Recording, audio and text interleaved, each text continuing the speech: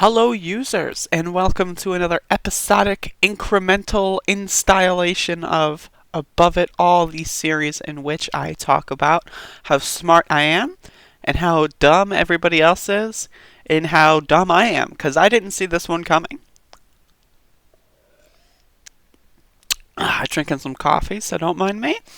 But there's a new poll out, and I'm just going to give you the results real quick. Biden, 25%. In South Carolina, mind you.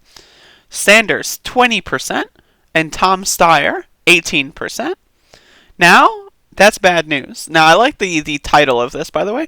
New South Carolina poll is a disaster for Joe Biden. So keep in mind, South Carolina is the fourth state to vote. When Bernie wins Iowa, he's going to win New Hampshire, and he's probably going to win Nevada. It's totally like, I didn't think it was possible he would win South Carolina. Well, I mean, I thought it was possible, but not likely. But if we're looking at this information right now, anything is possible. This is incredible. I don't know what the integrity of this poll is. You know, I'm not going to dig in deep into this research. My kind of from looking at polls throughout the most of 2016's cycle and since then, it really just boils down to the fact that when it comes to things like this, the Democratic primary, when it comes to the Bernie Sanders campaign, it is impossible to really poll people super accurately just by nature of how the campaign functions. At the same time, you know, there's always going to be outlier polls, but you know, we're seeing a trend here, and that's what's really important to understand is this is a trend that we haven't had a South Carolina poll in the last week or so, maybe 2 weeks, I don't remember exactly, but we're seeing a trend of him surging in Iowa. They're not releasing the poll for Iowa from yesterday. They refuse. They're just like, oh, some special pro-Sanders forces preventing us from releasing the poll. Like, it's a bunch of dumb garbage, right? And he's about to sweep New Hampshire. Like, if he wins Iowa, he could sweep Iowa. That's totally possible.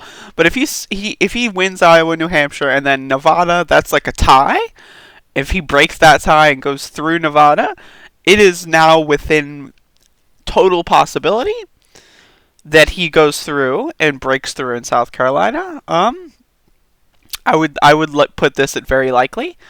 Now the thing here though that's super interesting is the Tom Steyer being at third place at 18%.